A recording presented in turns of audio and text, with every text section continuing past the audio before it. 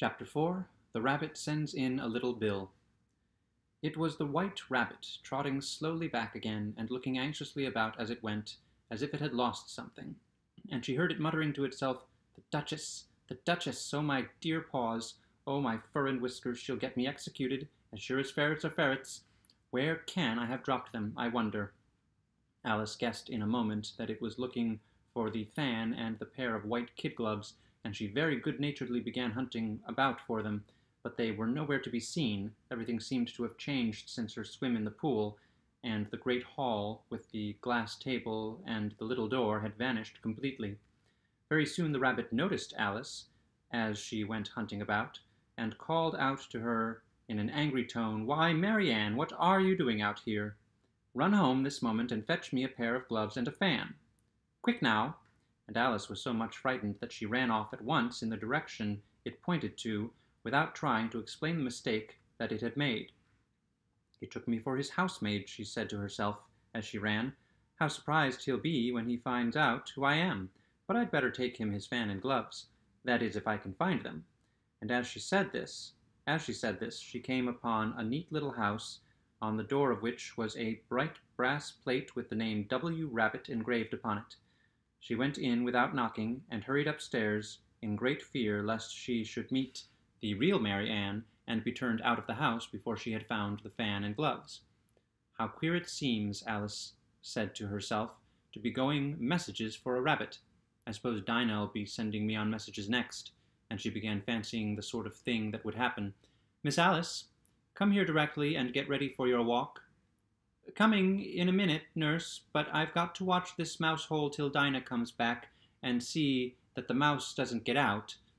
Only I don't think," Alice went on, "that they'd let Dinah stop in the house if it began ordering people about like that."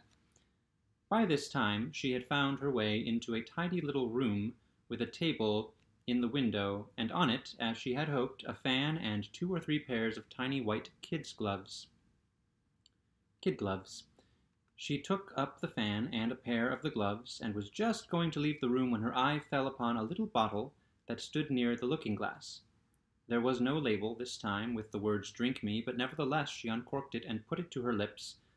"I know something interesting is sure to happen," she said to herself, "whenever I eat or drink anything, so I'll just see what this bottle does. I do hope it'll make me grow large again, for really I'm quite tired of being such a tiny little thing."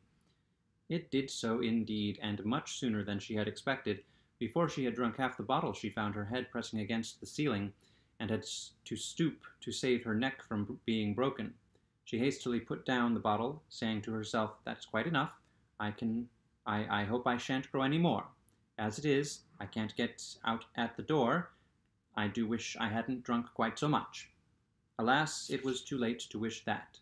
She went on growing and growing, and very soon had to kneel down on the floor.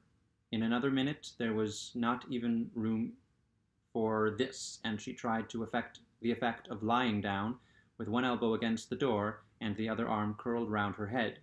She went on growing, and as a last resource she put one arm out of the window and one foot up the chimney, and said to herself, "Now I can do no more, whatever happens. What will become of me?" Luckily for Alice, the little magic bottle had now had its full effect, and she grew no larger. Still, it was very uncomfortable, and as there seemed to be no sort of chance of her getting out of the room again, no wonder she felt unhappy. It was much pleasanter at home, thought poor Alice, when one wasn't always growing larger and smaller, and being ordered about by mice and rabbits. "I almost wish I hadn't gone down that rabbit hole. And yet, it's rather curious to, this sort of life. I do wonder what can have happened to me. When I used to read fairy tales, I fancied that kind of thing never happened, and now here I am in the middle of one. There ought to be a book written about me, that there ought. And when I grow up, I'll write one. But I'm grown up now," she added in a sorrowful tone. "At least there's no room to grow up any more here. But then," thought Alice, "shall I never get any older than I am now? That'll be a comfort one way, never to be an old woman. But then, always to have lessons to learn. Oh, I shouldn't like that." "Oh, you foolish Alice," she answered herself, "how can you learn lessons in here? Why, there's hardly room for you, and no room at all for any lesson books." And so she went on, talking, taking first one side and then the other, and making quite a conversation of it altogether. But after a few minutes she heard a voice outside, and stopped to listen. "Marianne, Marianne," said the voice, "fetch me my gloves this moment." Then came a little pattering of feet on the stairs. Alice knew it was the rabbit coming to look for her, and she trembled still till she shook the house, quite forgetting that she was now about 1,000 times as large as the rabbit, and had no reason to be afraid of it. Presently the rabbit came up to the door and tried to open it, but as the door opened inwards and Alice's elbow was pressed hard against it, that attempt proved a failure. Alice heard it say to itself, "Then I'll go round and get in at the window." "That you won't," thought Alice, and after waiting till she fancied she heard the rabbit just under the window, she suddenly spread out her hand and made a snatch in the air. She did not get hold of anything, but she heard a little shriek and a fall and a crash of broken glass, from which she concluded that it was just possible it had fallen into a cucumber frame or something of the sort. Next came an angry voice, the rabbit's, "Pat, Pat, where are you?" And then a voice she had never heard before, "Sure then, I'm here. Digging for apples, your honor." "Digging for apples indeed," said the rabbit angrily. "Here, come and help me out of this." Sounds of more broken glass. "Now tell me, Pat, what's that in the window?" "Sure it's an arm, your honor." He pronounced it arum. "An arm, you goose? Who ever saw one that size? Why, it fills the whole window." "Sure it does, your honor. But it's an arum, for all that." "Well, it's got no business there at any rate. Go and take it away." There was a long silence after this, and Alice could only hear whispers now and then, such as, "Sure I don't like it, your honor, at all, at all." "Do as I tell you, you coward." And at last she spread out her hand again and made another snatch in the air. This time there were 2 little shrieks, and more sounds of broken glass. "What a number of cucumber frames there must be," thought Alice. "I wonder what they'll do next. As for pulling me out of the window, I only wish they could. I'm sure I don't want to stay in here any longer." She waited for some time without hearing anything more. At last came a rumbling of little cartwheels, and the sound of a good many voices all talking together. She made out the words, "Where's the other ladder? Why, I hadn't to bring but one. Bill's got the other. Bill, fetch it here, lad. Here, put 'em up at this corner. No, tie 'em together first. They don't reach half high enough yet. Oh, they'll do well enough. Don't be particular. Here, Bill, catch hold of this rope. Will the roof bear? Mind that loose slate. Oh, it's coming down. Heads below." A loud crash. "Now, who did that? It was Bill, I fancy. Who's to go down the chimney? Nay, I shan't. You do it." "That I won't. Then Bill's got to go down." "Here, Bill. The master says you've got to go down the chimney." "Oh, so Bill's got to come down the chimney, has he?" said Alice to herself. "Why, then, they seem to put everything upon Bill. I wouldn't be in Bill's place for a good deal. This fireplace is narrow, to be sure, but I think I can kick a little." She drew her foot as far down the chimney as she could, and waited till she heard a little animal, she couldn't guess what sort it was, scratching and scrambling about in the chimney close above her. Then, saying to herself, "This is Bill," she gave one sharp kick and waited to see what would happen next. The first thing she heard was the general chorus of "There goes Bill!" Then the rabbit's voice alone, "Catch him, you by the hedge!" Then silence, and then another confusion of voices. "Hold up his head! Brandy now! Don't choke him! How was it, old fellow? What happened to you? Tell us all about it." Last came a little feeble squeaking voice. "That's Bill," thought Alice. "Well, I hardly know. No more, thank ye. I'm better now, but I'm a deal too flustered to tell you.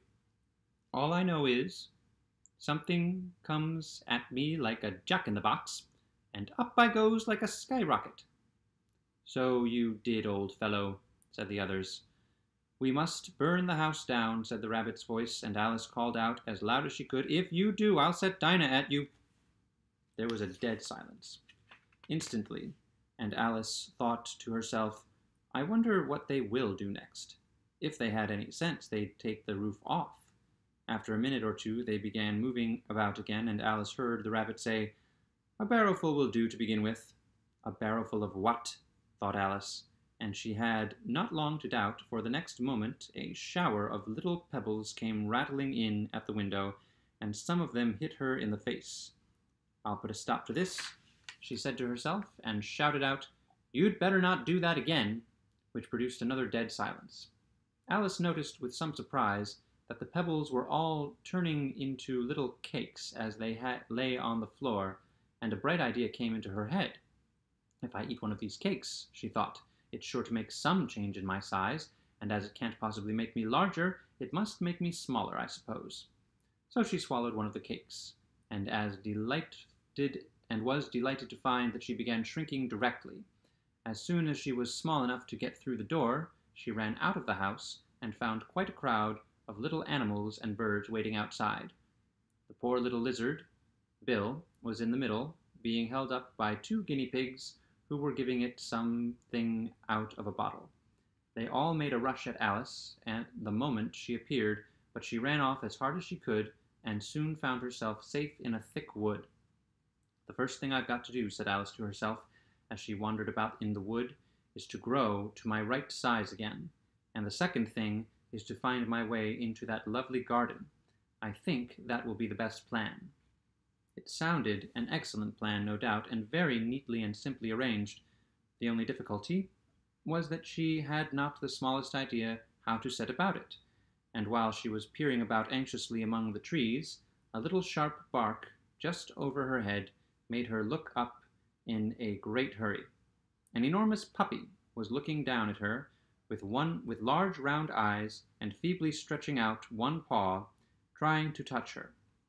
"Poor little thing," said Alice in a coaxing tone, and she tried hard to whistle to it, but she was terribly frightened all the time at the thought that it might be hungry, in which case it would be very likely to eat her up in spite of all her coaxing.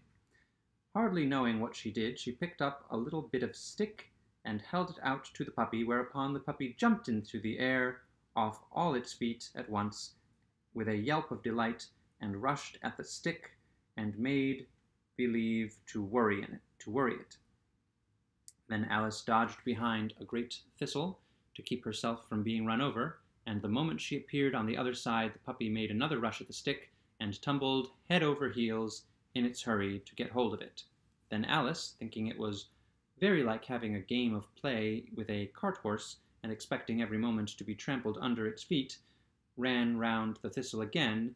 Then the puppy began a series of short charges at the stick, running a very little way forwards each time and a long way back, and barking hoarsely all the while, till at last it sat down a good way off, panting, with its tongue hanging out of its mouth and its great eyes half shut.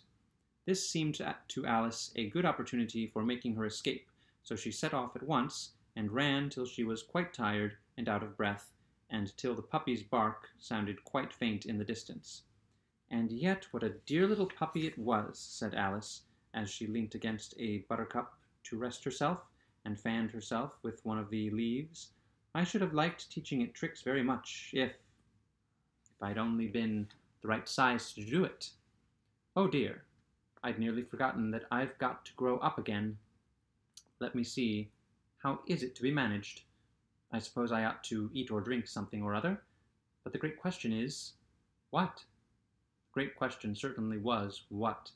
Alice looked all round her at the flowers and the blades of grass, but she could not see anything that looked like the right thing to eat or drink under the circumstances. There was a large mushroom growing near her, about the same height as herself, and when she had looked under it, and on both sides of it, and behind it, it occurred to her that she might as well look and see what was on the top of it. She stretched herself up on tiptoe, and peeped over the edge of the mushroom, and her eyes immediately met those of a large blue caterpillar that was sitting on the top, with its arms folded quietly, smoking a long hookah and taking not the smallest notice of her or of anything else.